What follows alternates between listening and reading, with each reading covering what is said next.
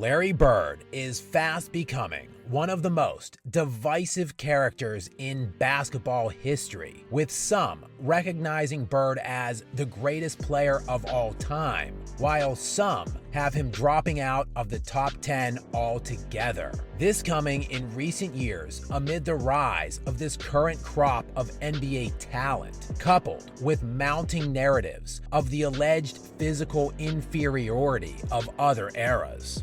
Oh, well, he was being guarded by plumbers and firemen. And Larry Bird presents a major dilemma, which is on the rise as of late across the board in all of the major sports. How do you weigh different eras? How can you cross-compare different players who might have existed decades apart from one another, played against varying levels of competition, and in starkly contrasting league-wide environments? How can you factor in elongated time of play and peak performance extension amid technical advancements in nutrition, supplementation, training philosophies, and implementation? Fundamentally, the answer is complex.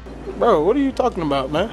But one element of comparison is easy. How dominant were you in your own time? How much did you excel against the competition within your own era? And how feared were you?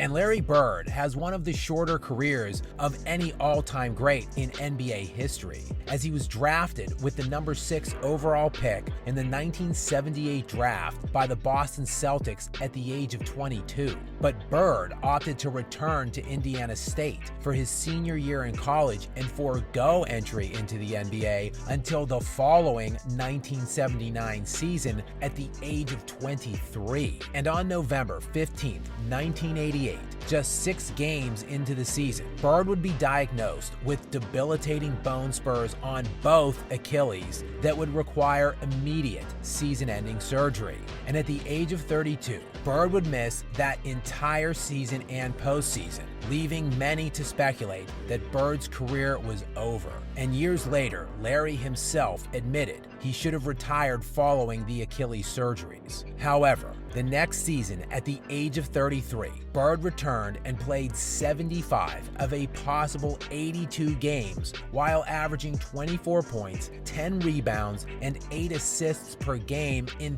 39 minutes a night. Load management be damned.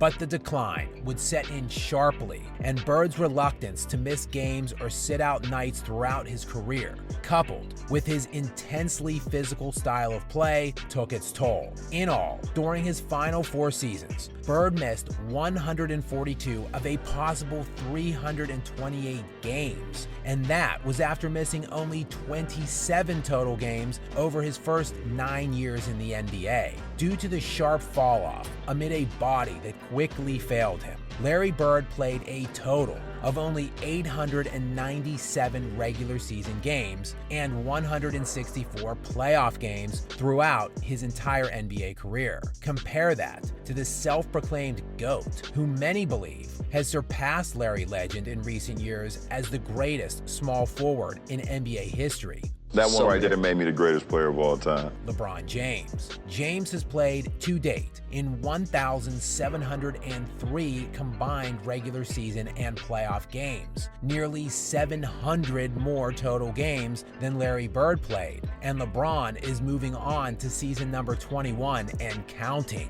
It is conceivable that James will end up playing in twice the amount of games as Larry Bird. It's no wonder James and other all-time great players dwarf Bird's statistical accumulation with the relatively limited career Bird had in terms of time played. But in understanding the context of his career from a peak standpoint, and when factoring in the NBA built around him at the time, Bird produced arguably one of, if not the best primes ever, coming into the league the same season as Earvin Magic Magic Johnson in 1979, it would be Bird that won Rookie of the Year that season, while also being named to first-team All-NBA and making the NBA All-Star team in just his rookie season. And from that 1979-1980 season, Bird would be named first-team All-NBA for the first 9 seasons of his career, while the Celtics would make 8 conference finals over those 9 seasons.